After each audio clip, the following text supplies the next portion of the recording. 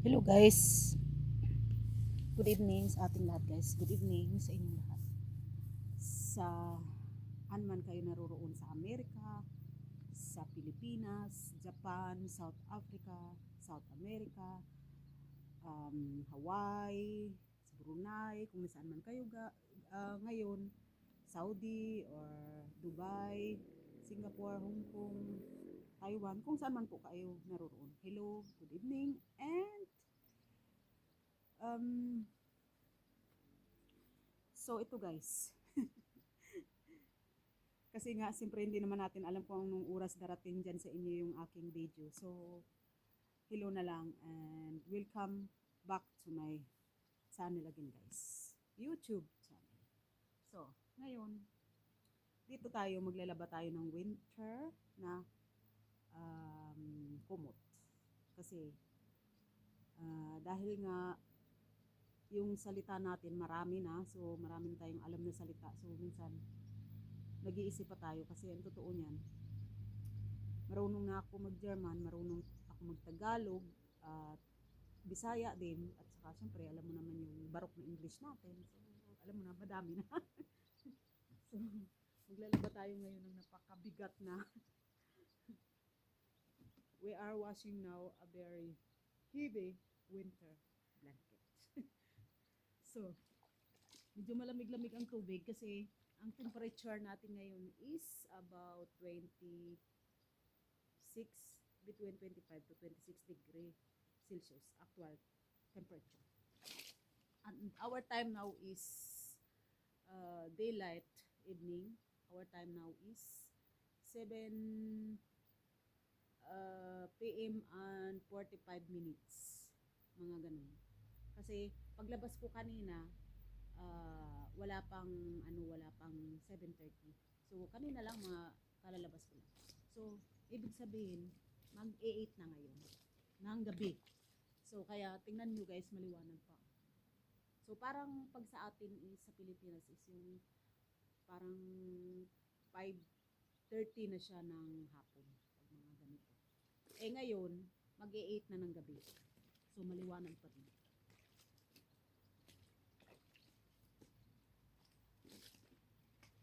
Kasi kung ito palabhan ko sa labas, magbabayad pa ako ng nasa 60 euro. So ako na maglaba kasi hindi na ako magbabayad. Mabigat, kasi ang tagal matuyo. 2 araw bago matuyo. Pero matutuyo naman ito after 2 days kasi 30, bukas naman is nasa 30 degrees Celsius kami. At anong araw ba bukas? Bukas is Sunday. So, sa Monday is nasa 37 degrees Celsius. So, matutuyo siya. Nang after days. Grabe guys. Bigat. Grabe, bigat.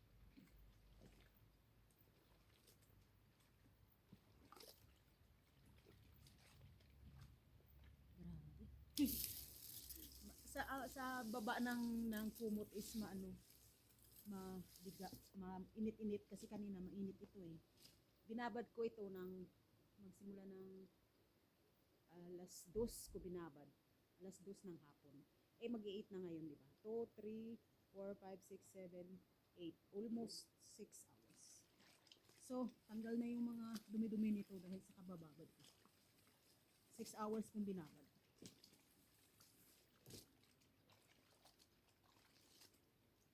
Grabe, ang bigat oh. Grabe.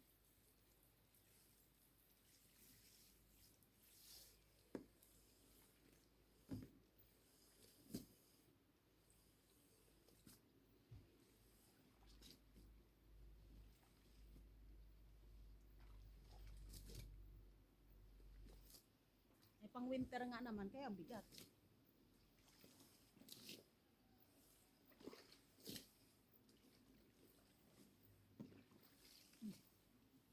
Grabe. Parang isang linggo na itong labahan sa atin sa Pilipinas. Ganun kabigat.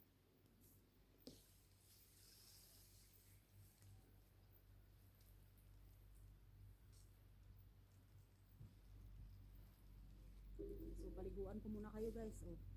Sinong gusto maligo dyan, maligo muna kayo. Ayan.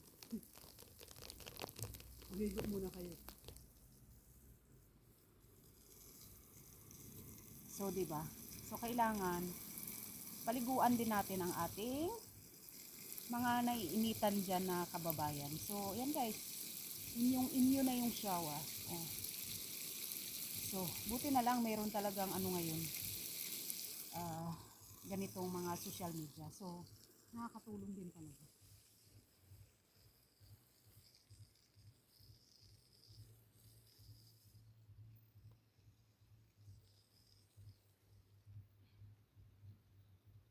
Uy. Init yung tubig. Didilig ko na lang. Sa walnut tree. Kikita natin yung walnut tree guys.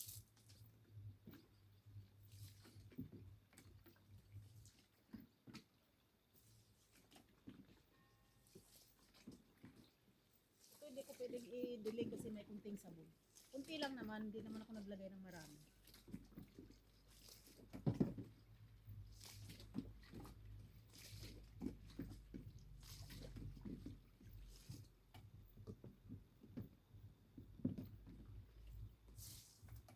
Buti na lang may ganito ako. Alam niyo ito ay ano na 12 years na yung bunso ko ngayon. So ibig sabihin 11 years ko itong tinabi-tabi. Kaya ganito napapansin niyo na sira na rin. Kasi tinabi ko talaga ito para pag meron akong mga ganitong lalabhan or maliligo kasi sobrang init sa araw o kapag summer. So meron akong lulublob ako dito, uupo ako dyan, di ba? So, nakakatipid na.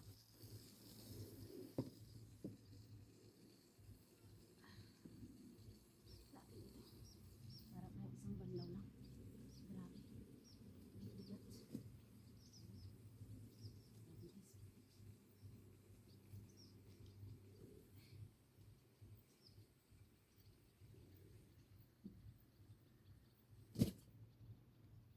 Dapat ang humihila nito 3 tao eh. So, kaya ito, ditupi yung balde ko. So, kaya nagkakaganito kasi. Dahil nga ditupi siya. So, hindi siya ganun ka. Diba? So, ayan. Diba? So, binalik na naman siya sa dati. Eh, ganito ga naman kabigat eh. Talagang matupi at matupi talaga yan.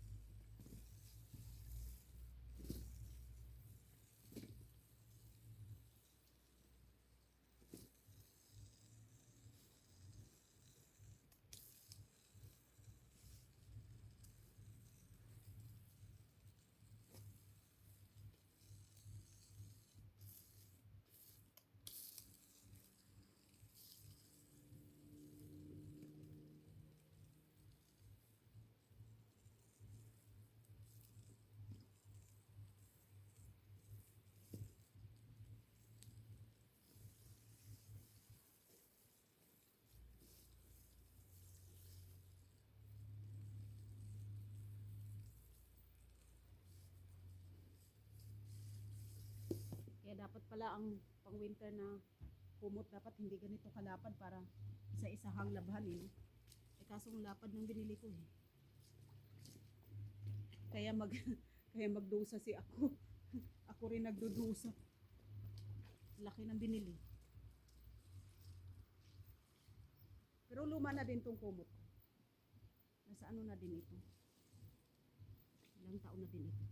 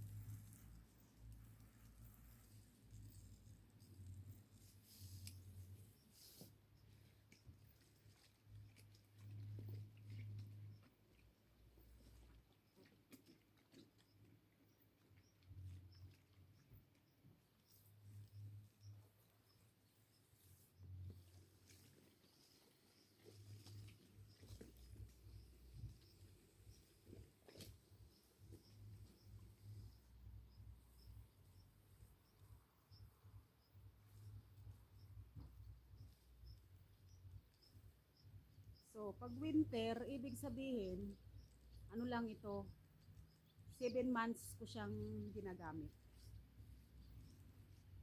Ganun, 7 to 8 months ko siyang ginagamit. Hindi naman buong taon ginagamit ko siya guys, kasi nga pag summer dito, sobrang init naman. So,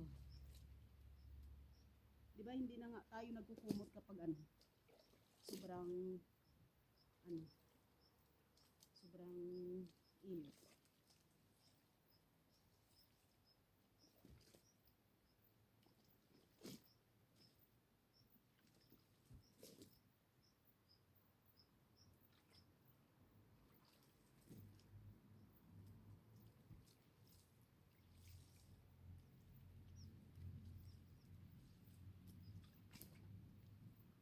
Sana si bunso ko, sabi ko kanina lumabas siya ng after 10 minutes kasi tutulungan niya akong sampay.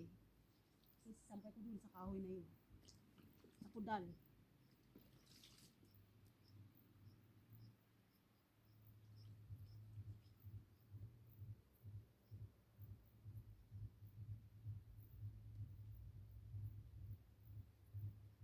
Grabe, bigat.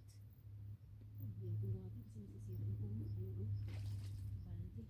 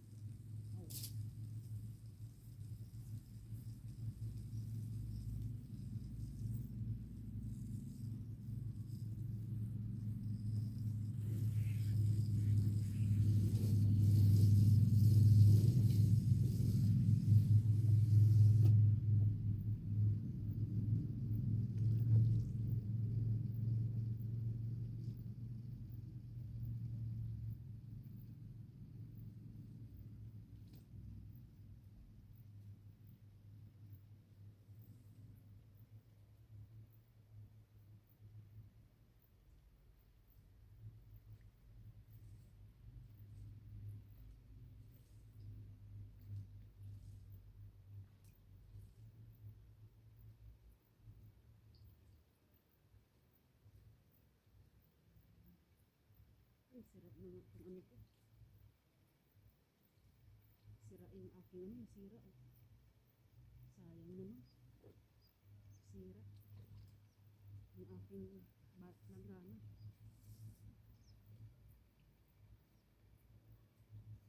Bigat kasi nilagyan ko eh. Or baka may sira na ito dati. Tapos hindi ko lang napansin.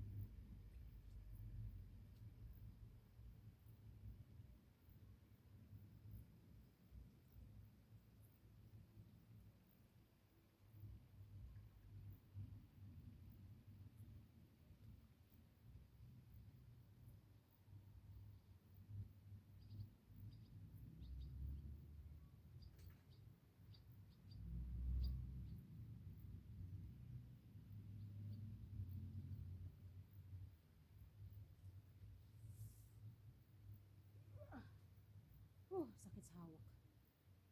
My waist line is aching. Lamig na tubig. Diligan ko pa nga ulo itong aking palaya. Ganito ang palaya. Ganda ng tubo. Saka ito guys, nakikita natin ang sunflower.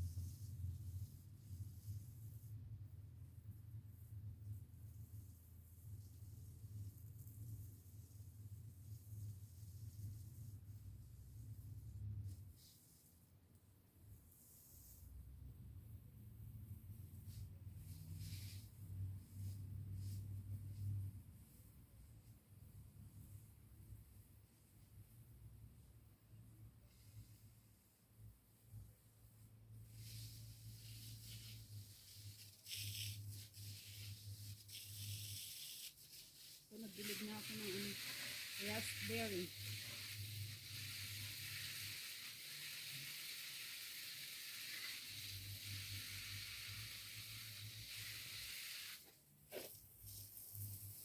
So, dito na naman tayo guys. Oh. Yan o. Tubig.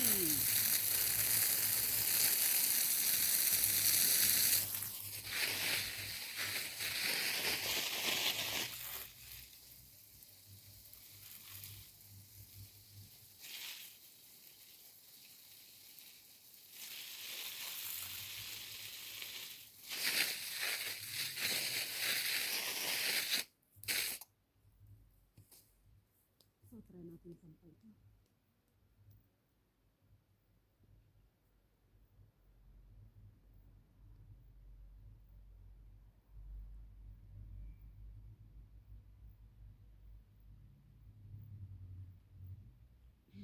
Bumababa. Ano bumababa? Ang bal, ano ko eh.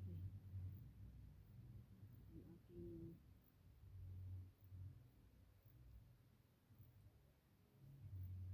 langgana. Oh.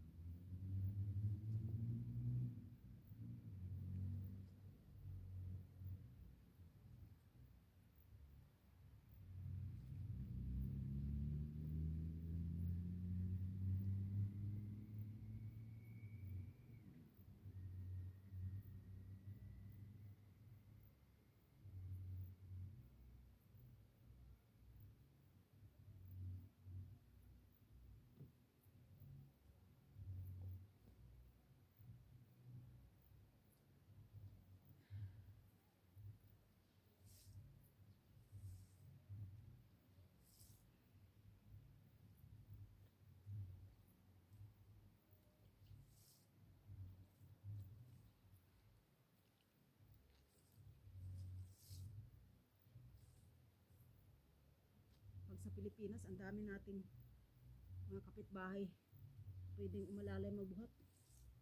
Dito. Babayahe pa ako ng isang oras bago makapunta dun sa kabilang mga kaibigan kong Pilipina. Layo. So doon ko isasampay. So pwede ko namang hilahin. Kailan baka masira yung ano ko.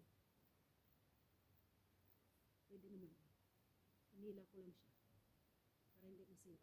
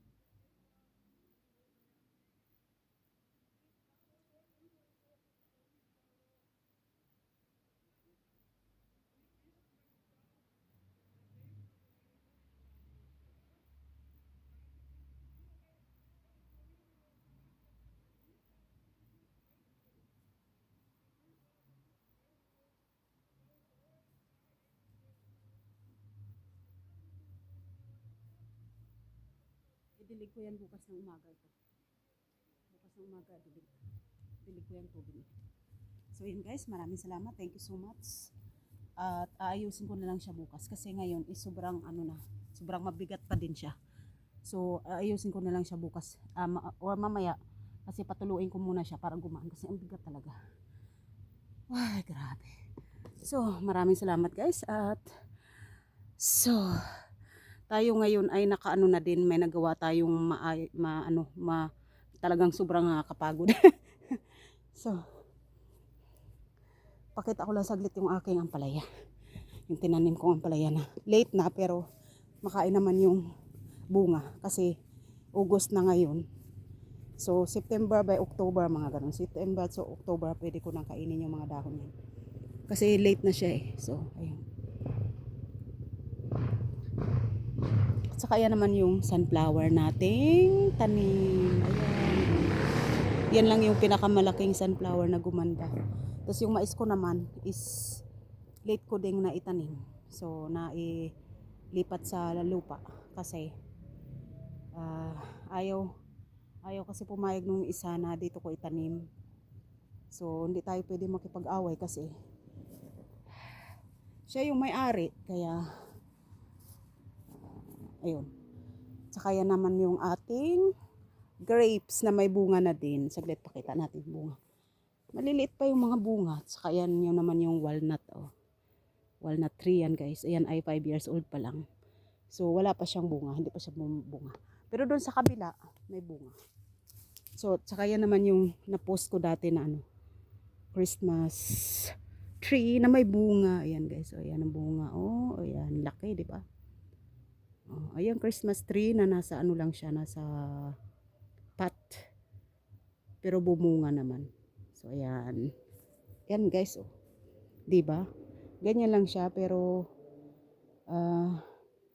nasa lang siya eh nasa 90 cm kataas. So ayan, pero bumunga, 'di ba? Ang cute. Saka ayan ang sinasabi kong grapes na ito ay 5 taon na din. Pero may mga bunga siya. Kaya lang hindi hindi ganun kadami. Doon sa kabila, maraming bunga. So, kasi, sobrang init kasi. So, kaya, siglit lang. Sana yung mga bunga nito? Ayan, ito. So, ayan ang mga bunga, guys. Ayan. Ayan ang bunga. So, diba? Ayan ang mga bunga. So, ayan.